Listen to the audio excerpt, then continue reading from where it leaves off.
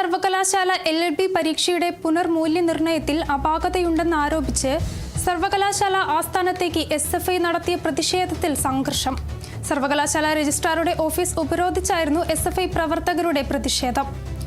വിവരങ്ങളുമായി അപർണ KS ചേരുന്നുണ്ട്. Aparna, LLB പരീക്ഷയുടെ പുനർമൂല്യനിർണ്ണയത്തിൽ അപാകതയുണ്ടെന്ന് ആരോപിച്ചാണ് നിലവിൽ രജിസ്ട്രാറുടെ ഓഫീസിലേക്ക് SFI മാർച്ച് നടത്തിയിരിക്കുന്നത്.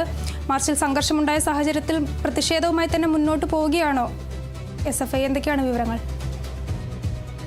അനുരഞ്ജന ലോ കോളേജിലെ മൂല്യനിർണ്ണയത്തിലെ അപാകതകൾക്കെതിരെ SFI കേരള സർവകലാശാല ആസ്ഥാനത്ത് നടത്തിയ പ്രതിഷേധത്തിലാണ് സംഘർഷം ഉണ്ടായത്. സമാധാനപരമായി പ്രതിഷേധിച്ച പ്രവർത്തകരെ പോലീസ് ബലം പ്രയോഗിച്ച് നീക്കിയതിനെതിരെ SFI കമ്മീഷണർ ഓഫീസിലേക്ക് പിന്നീട് മാർച്ച് നടത്തിയിരുന്നു. പെൺകുട്ടികൾ അടക്കമുള്ള പ്രവർത്തകരെ ഇത്തരത്തിൽ മുടിക്ക് കുത്തിപ്പിടിച്ച് ബലമായി നീക്കിയെന്നാണ് SFIയുടെ പ്രധാന ആരോപണം. മൂല്യനിർണ്ണയത്തിലെ അപാകത, കേരള സർവകലാശാല ലോ കോളേജുകളിലെ പുനർമൂല്യനിർണ്ണയം വരുത്തിയ മാറ്റങ്ങൾ എന്നീ വിഷയങ്ങൾ ഉന്നയിച്ചാണ് സർവകലാശാല രജിസ്ട്രാറുടെ ഓഫീസിന് മുന്നിൽ ഇത്തരത്തിൽ പ്രവർത്തകർ കുത്തിയിരുന്ന് പ്രതിഷേധിച്ചത്. പ്രതിഷേധങ്ങൾക്കെതിരെ ഉണ്ടായ പോലീസ് നടപടിയെ തുടർന്നാണ് കമ്മീഷണർ ഓഫീസിലേക്ക് SFIയുടെ നേതൃത്വത്തിൽ മാർച്ച് നടന്നത്. പോലീസ് കസ്റ്റഡിയിൽ 20 പേരെ എടുത്തിരുന്നു. ഇവരെ പിന്നീട് വിട്ടയക്കുമെന്നും അറിയിച്ചിട്ടുണ്ട്. ശരി.